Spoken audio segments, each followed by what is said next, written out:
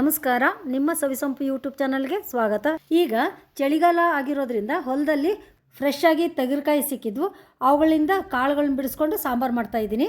ನೋಡಿ, ಮೊದಲಿಗೆ ಒಂದು ಪಾತ್ರೆಯಲ್ಲಿ ನೀರು ಕುಡಿಯೋ ಲೋಟದಲ್ಲಿ 6 ಲೋಟದಷ್ಟು ನೀರು ಹಾಕ್ಕೊಳ್ತಾ ಇದ್ದೀನಿ. ಅದರಲ್ಲಿ ಒಂದು ದೊಡ್ಡ ಸೈಜಿನ ಟೊಮೆಟೊ ಹಣ್ಣನ್ನು ಕೂಡ ಬೇಯಲು ಹಾಕ್ಕೊಳ್ತಾ ಇದ್ದೀನಿ. ಲಿಡ್ಡಿಂದ ಕ್ಲೋಸ್ ಮಾಡಿ ನೀರು ಕುದಿಯಲು ಶುರುವಾದಾಗ 3-4 ನಿಮಿಷದ ನಂತರ ಬೆಂದಿರುವ ಟೊಮೆಟೊ ಹಣ್ಣನ್ನು ಹೊರಗೆ ತೆಗಿತಾ ಇದ್ದೀನಿ. ಹಾಗೆ ತಣ್ಣಗಾಗಲು ಬಿಡಿ. ಇಲ್ಲಿ ನೋಡಿ, ಹೊಲದಲ್ಲಿ ತಂದಂತಹ ತೊಗರಿಕಾಯಿ ಹೀಗಿದ್ವು. ಅವುಗಳಿಂದ ಬಿಡಿಸ್ಕೊಂಡ ಕಾಳುಗಳು ಹೀಗಿದಾವೆ ನೋಡಿ. ಇವು ಒಂದು ಬಟ್ಲಷ್ಟು ಸಿಕ್ಕಿದ್ವು. ಇವನ್ನ ಕುದಿಯೋ ನೀರಿಗೆ ಹಾಕ್ಕೊಂಡು ಜೊತೆಗೆ ಒಂದು 8-10 ಕರಿಬೇವಿನ ಎಲೆಗಳನ್ನು ಕೂಡ ಸೇರಿಸ್ಕೊಳ್ತಾ ಇದ್ದೀನಿ. ತೊಗರಿಕಾಳು ಬೇಯೋ ತನಕ ಲಿಡ್ಡಿಂದ ಕ್ಲೋಸ್ ಮಾಡಿ 5-6 ನಿಮಿಷದ ನಂತರ ಲಿಡ್ಡನ್ನು ಓಪನ್ ಮಾಡಿ ಕಾಳು ಎಷ್ಟು ಬೆಂದಿದೆ ನೋಡಿ. ಇಷ್ಟು ಬೆಂದಿದ್ರೆ ಸಾಕು. ನಂತರ ಒಂದು ಮಿಕ್ಸರ್ ಜಾರಿಗೆ ಬೆಂದಿರುವಂತಹ ಟೊಮೆಟೊ ಹಣ್ಣನ್ನು 1ರಲ್ಲಿ 2 ಭಾಗ ಮಾಡಿ ಸೇರಿಸ್ಕೊಳ್ಳಿ. ಒಂದು ಟೊಮೆಟೊ ಹಣ್ಣನ್ನು 2 ಭಾಗ ಯಾಕೆ ಮಾಡ್ಕೋಬೇಕು ಅಂದರೆ, ನಾನು ಸಣ್ಣ ಮಿಕ್ಸರ್ ಜಾರ್ ತಗೊಂಡಿರೋದ್ರಿಂದ ಮಿಕ್ಸರ್ ಮಾಡಿದಾಗ ಮಸಾಲೆ ಎಲ್ಲ ಹೊರಗೆ ಚೆಲ್ಬಿಡುತ್ತೆ. ಹಾಗಾಗಿ 2 ಭಾಗ ಮಾಡ್ಕೊಂಡಿದ್ದೀನಿ. ಈ ಮಿಕ್ಸರ್ ಜಾರಿಗೆ ಅರ್ಧ ನೀರುಳ್ಳಿಯನ್ನು ಉದ್ದುದ್ದ ಹೆಚ್ಕೊಂಡಿದ್ದೀನಿ.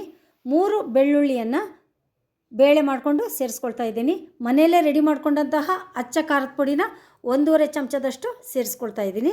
ಇದಕ್ಕೆ MTR ಸಾಂಬಾರು ಪೌಡರನ್ನು ಕೂಡ 1 ಚಮಚದಷ್ಟು ಸೇರಿಸ್ಕೊಂಡು ಸಣ್ಣಗೆ ಮಿಕ್ಸರ್ ಮಾಡ್ಕೊಳ್ತಾ ಇದ್ದೀನಿ. ನೋಡಿ, ಇಷ್ಟು ಸಣ್ಣಗಾಗಿದ್ದರೆ ಸಾಕು. ಬಣ್ಣ ನೋಡಿ ಎಷ್ಟು ಚೆನ್ನಾಗಿ ಕಾಣಿಸ್ತಾ ಇದೆ. ಖಾರದ ಪುಡಿ ಮನೆಯಲ್ಲೇ ಮಾಡಿರೋದ್ರಿಂದ ಸಾಂಬಾರಿನ ಬಣ್ಣನೂ ಕೂಡ ತುಂಬ ಚೆನ್ನಾಗಿ ಬಂದಿರುತ್ತೆ.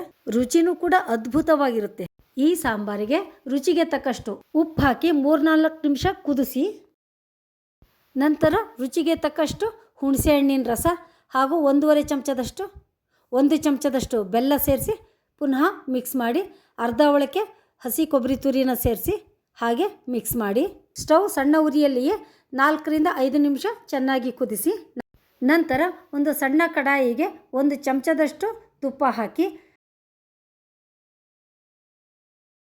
ತುಪ್ಪ ಹದವಾಗಿ ಕಾದ ನಂತರ ಅರ್ಧ ಚಮಚ ಸಾಸಿವೆ, ಅರ್ಧ ಚಮಚ ಹಿಂಗನ್ನು ಹಾಕಿ ಮಿಕ್ಸ್ ಮಾಡಿ ಸಾಂಬಾರಿಗೆ ಸೇರಿಸಿ. ನನ್ನ ಪ್ರೀತಿಯ ವೀಕ್ಷಕರೇ, ನಿಮಗೊಂದಿಲ್ಲಿ ಟಿಪ್ಸ್ ಕೊಡ್ತಾ ಇದ್ದೀನಿ. ಅದೇನಪ್ಪ ಅಂತಂದರೆ, ಒಂದೊಂದು ಸಲ ಸಾಂಬಾರು ಮಾಡುವಾಗ ಸಾಂಬಾರಿಗೆ ಸೊಪ್ಪಿಲ್ಲದೆ ಇದ್ದರೆ ರುಚಿ ಅನ್ಸೋದಿಲ್ಲ. ಹಾಗಾಗಿ ನಾನು ನುಗ್ಗೆ ಸೊಪ್ಪು ತಂದು ತೊಳೆದು ಬಿಸಿಲಲ್ಲಿ ಚೆನ್ನಾಗಿ ಒಣಗಿಸಿ ಇಟ್ಕೊಂಡಿರ್ತೀನಿ. ಒಣಗಿದ್ದ ನುಗ್ಗೆ ಸೊಪ್ಪನ್ನ ಫ್ರಿಜ್ಜಲ್ಲಿ ಒಂದು ಕವರಲ್ಲಿ ಹಾಕಿಟ್ಕೊಂಡ್ರೆ 15 ದಿವಸ ಅಲ್ಲ, 1 ತಿಂಗಳ ತನಕನೂ ಇಟ್ಕೋಬೋದು. ಹಾಗಾಗಿ ಸ್ಟವ್ ಆಫ್ ಮಾಡುವ 2 ನಿಮಿಷ ಮುಂಚೆ ಈ ಸೊಪ್ಪನ್ನು ಹಾಕಿ ಮಿಕ್ಸ್ ಮಾಡಿ ಮುಚ್ಚಳವನ್ನು ಮುಚ್ಚುತ್ತೀನಿ. ನನ್ನ ವೀಕ್ಷಕರೇ, ನೀವು ಇದನ್ನು ಟ್ರೈ ಮಾಡಿ ನನಗೆ ಕಮೆಂಟ್ ಮಾಡಿ, ಸಪೋರ್ಟ್ ಮಾಡಿ, ಸಬ್ಸ್ಕ್ರೈಬ್ ಮಾಡಿ. Thank you.